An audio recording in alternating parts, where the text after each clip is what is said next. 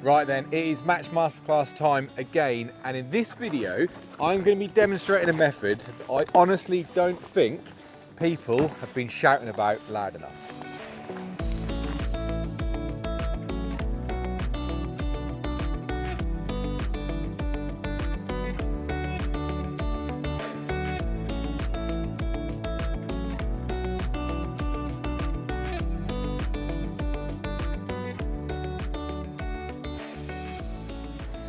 Okay then, so I probably should start telling you what the method is that I said isn't shouted about enough. And it is what I've got rigged up here in this top kit.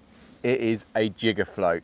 Now, yes, I know people, and many people have done videos on the jigger float, but I honestly don't think I see enough people using it and enough people shouting about it. And I'm gonna be really honest, I was one of those people for a long time. I'd fish shallow in your conventional way, thinking it was better, but trust me, once you get this right, and on particular venues, certainly if the fish are quite tricky to catch shallow, F1s, wise carp, eyed, anything like that, then this is almost unbeatable. And like I said, I know people have done videos on it, but I'm gonna go out there and say, on certain venues and certain days, this is actually unbeatable. So what I'm going to do today is demonstrate the rig, how I feed it, how you need to fish it, all of those bits and pieces, but I need to get the swim going first. So what I will do is I will get fishing, and then once we've caught one, we will talk to you about the rig and all the other details that you're going to need to catch on this absolutely devastating method.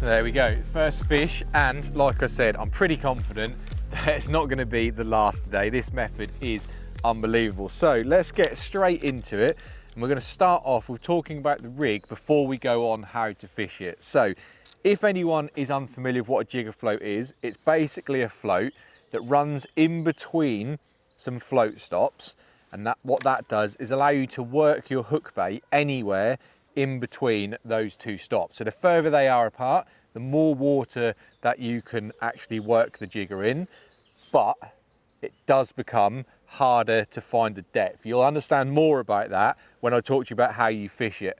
Ideally, we're going to get these nice and close together and work it at what depth those fish are. But like I said, that is information that's to come. So let's talk about the rig. Elastic choice, I've got the orange slick. You're just going to have to marry that to whatever size fish you're fishing for. In here, it's going to be predominantly F1s with the odd big bonus carp, so that's going to do anything that we're likely to catch. Mainline, I use 018 for my mainline. I really don't mess about with it. You are running this float up and down, you are doing quite a lot of movements, so I just like a nice robust mainline that you're just going to be nice and reliable. Then I've got a little rubber float stop. That's what the top of the float is what it's going to run up to. That's the maximum depth it can fish at. And while we're on the subject of a float, any jigger float, I'm not really fussy when it comes to jigger float. This is just one that's designed for 4 or 6 mil pellet, because that's what we're using as hook bait today. And it comes down to your bottom stop. So this is the shallowest your float will fish. So like I said, the stops determine the depth that you can actually fish it. And underneath that stop, we've got 4 number 8 shot. I like quite a heavy weight, because what you want to do is you want to keep a nice tight line at all times. So if you have 4, 4's about right. You could do 3, but I like 4 because it does keep it nice and tight and it makes the jigger work nicely. That then comes on to a lighter hook link. I've only got 014, I've actually got a packet here.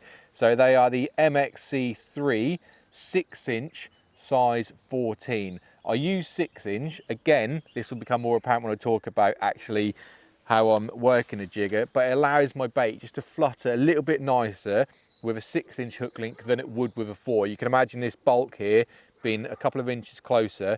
you've not got a lot of free movement on a 4-inch hook link. That's just my personal opinion. And then that comes down onto a little bait band because we're fishing 4 or 6 mil pellet on there. So actually, as a rig itself, it's quite simple, to be honest with you. More about the importance of how you actually fish it, how you read the float, and how you understand it. So what I'm going to do is I'm going to slip a pellet on now. I'm going to perhaps catch 1 or 2 more, get the swim really going, start understanding it a little bit, and then we're going to go on to the important bit, which is about how you actually work it and fish the jigger float.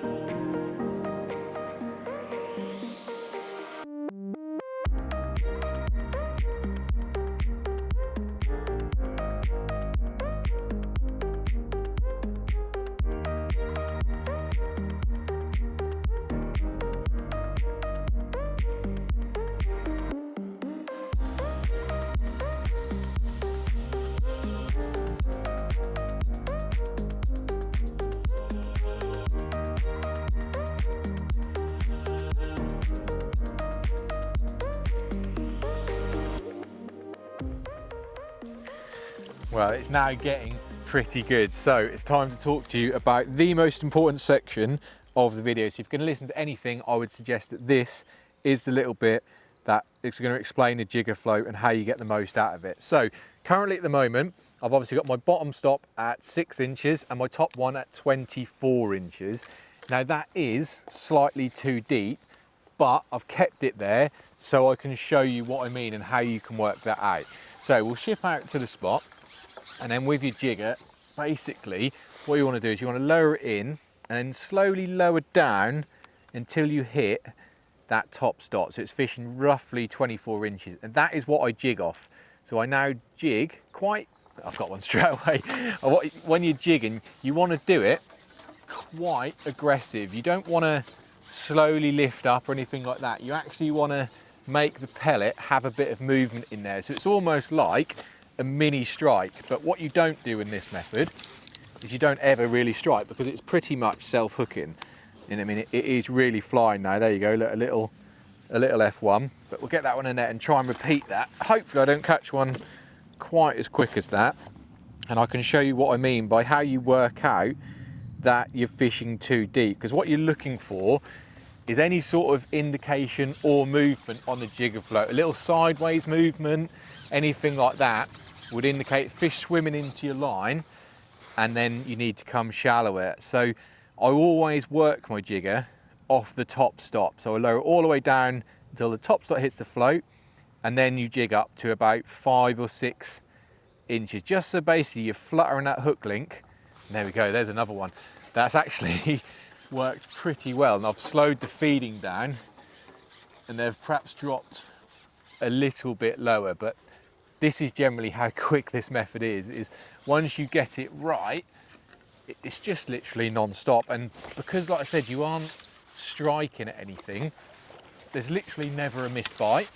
It's pretty much everything hooked in the mouth because they're hooking themselves against the shot. There you go, look, another nice F1.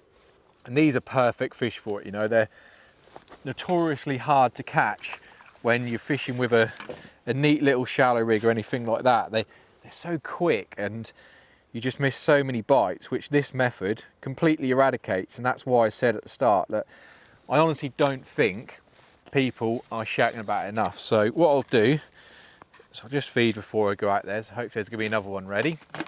And we just repeat the process. You want to get into a perfect rhythm. I said we're fishing too deep because I've seen some fish shallow, but those two have been good. So again, we lower it in, and you're trying to lower at the pace you think a standard pellet will fall.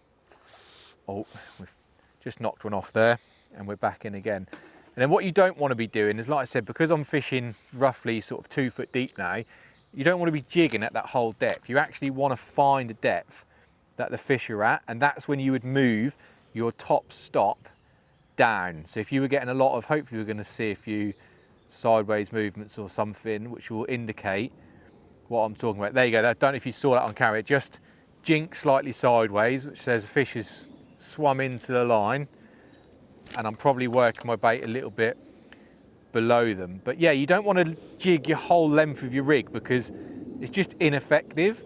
I basically jig the last 6 to 8 inches so the float stop touches your float, mini strike 6-8 inches, and you just repeat that.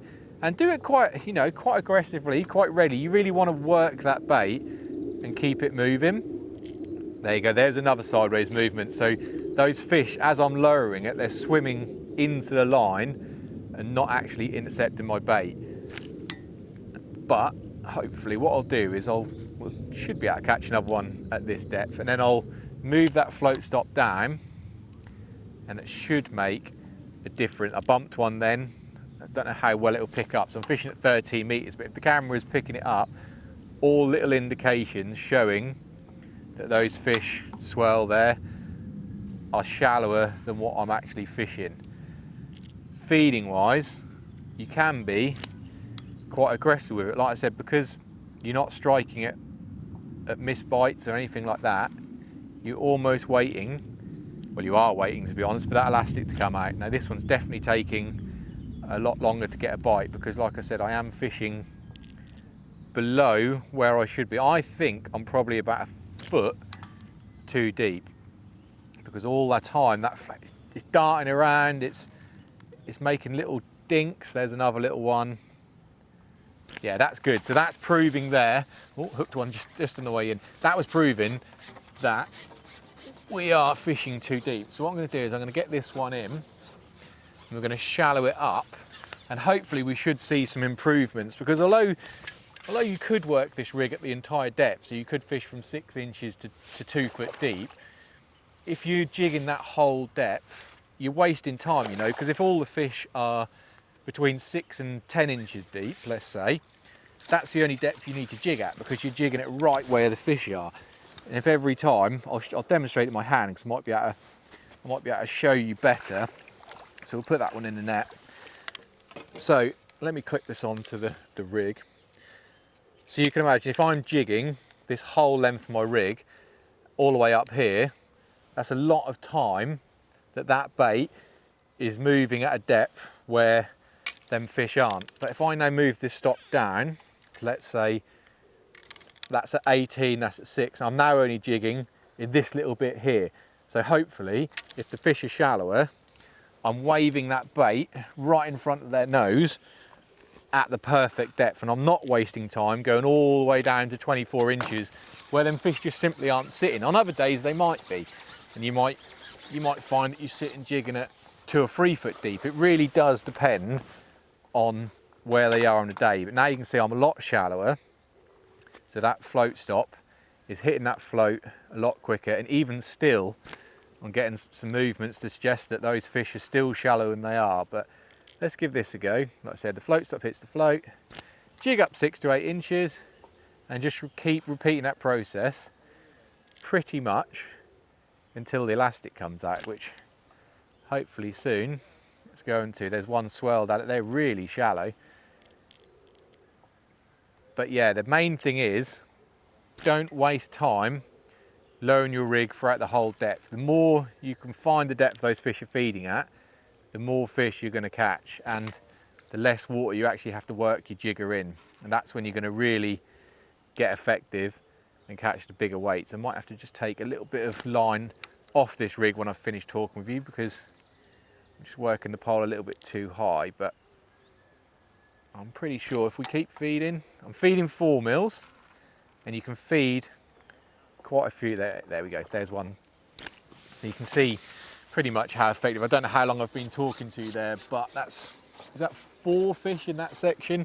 All of them hooked in the mouth, all of them have hooked themselves, and they just can't really get a lot wrong with it. Once you work that depth out, you really are flying. And as I said, it's pretty much on the right place, the right time. It is unbeatable in how quick that you can catch fish. So there we go, let's hold this one up for you. I hope that's made sense for you.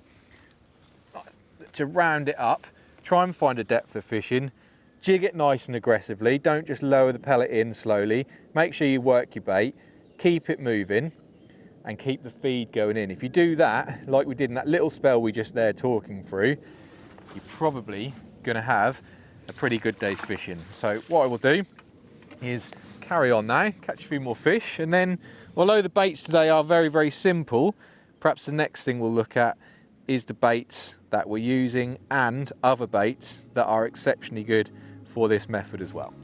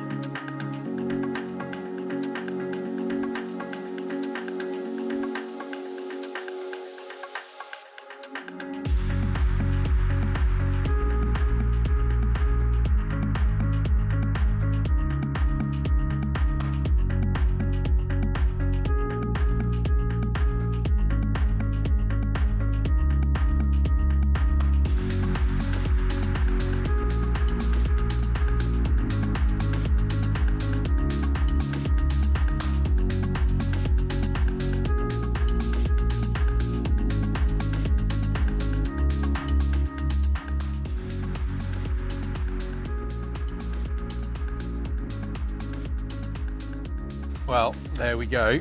And I say another fish, it's been absolutely ridiculous. Pretty much every single drop in, we are now catching them. I know I said it at the start, in the middle, and I'm going to say it again.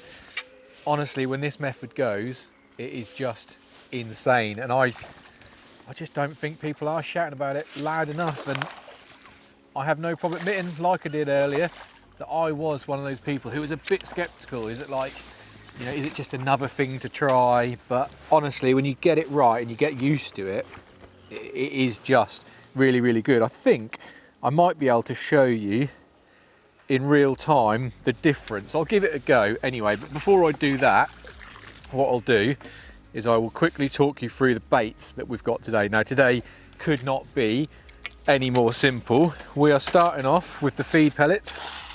These are the F1 Sweet in like that yellowy colour. The reason why I use those, any 4mm pellet work, but these are coated. You can probably see it in my hands here actually, look. As soon as it hits the water, that coating starts to come off, and if you put these pellets in just a glass of water, you'll see what I mean. It leaves like a haze around where the pellets go in the water. So I just think it helps a bit more attraction, bring those fish up shallow, and there you go. F1 Sweet Pellets and Dynamite. Hook baits for me, I've got, so I'm feeding 4s. These are 6mm for the hooks. I've got a standard coarse pellet. They're just the amino 6mm, and then I've got the krill 6mm for hook baits. So red I really like. Apart from that, doesn't get more complicated. The other bait that I would say, and I did mention there's another one, casters is really good with this, especially if you're just catching F1s, then casters are absolutely amazing with a little worm section on the hook. But let's get into the fishing again. I'm going to try and prove to you now that the jigger is better than a fixed float. So what I've just done is I've pushed down that top rubber directly onto the float. So that's not a jigger float anymore. That's now fishing at 6 inches deep in amongst those fish, right? I'm going to go out there. This is probably, there's a lot of fish there, so this might not work. But what I'm going to try and see is the amount of missed bites you get compared to when you're fishing a jigger float, okay? So I'm just lowering that in, and this is fixed at 6 inches, like you would if you were fishing a normal rig. Don't get me wrong, you'd have a different float on, and you'd probably fish it a bit neater, but there you go, 1 missed bite. Still fish swirling around it. 2 missed bites. All while getting indications. Fish cut up in 3 missed bites. 4. And it's crazy how quick they are, you know, because most of these 5, most of these will be F1s, and they just spit the hook bait at 6 before you strike. I mean, there's so many fish. That's enough, I think. That's like 7 bites in this there. And they're so quick that you just can't strike quick enough. Don't get me wrong, you would, like I said, you'd have a slightly better rig on than that, but that gives you a good indication of what you would see with a fixed float. So let's go back to a jigger, slid that back up there. Same hook bait, you see I haven't changed it. Let's whiz out there and see what happens on a jigger. Now come on, don't let me down, I've bigged you up right this hole. There, there we go, fish straight on. I don't think I need to say any more. Everything that I was talking about has just been proved in about a minute worth of fishing. If that doesn't make you want to fish this method, then I don't know what else will. So what I'm going to probably do is I'm going to get this one in with literally caught like that for most of the day. So I've shown you all I think I need to show you about the jigger. We'll probably end on that because, as I said, if that doesn't prove it, nothing is ever going to prove it. Is it going to let me hold it up to show you? There we go, a little Ghost F1 to finish with. Calm down. There you go. Perfect little method for perfect fish. Like I said, they're not only, F1s is probably the best thing it's for, but big carp it works with, eyed it works with, it works with all sorts. This little fella's not going to let me hold him up, so I'm going to get him in the net and then we'll show you what we've caught before we just sign off.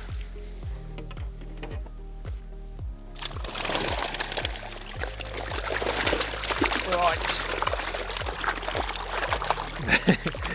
There we go, that is just a few hours fishing, just one of the nets. We could literally fill them within a few minutes. It's that good today, and if it's the right venue, it's that good always. So I hope you've enjoyed it, hope you've taken something from it. Drop us a comment if you're already using a jigger float, or if you're going to use it after seeing that. Don't forget to hit that subscribe button, and we'll see you again very shortly for another Match Masterclass.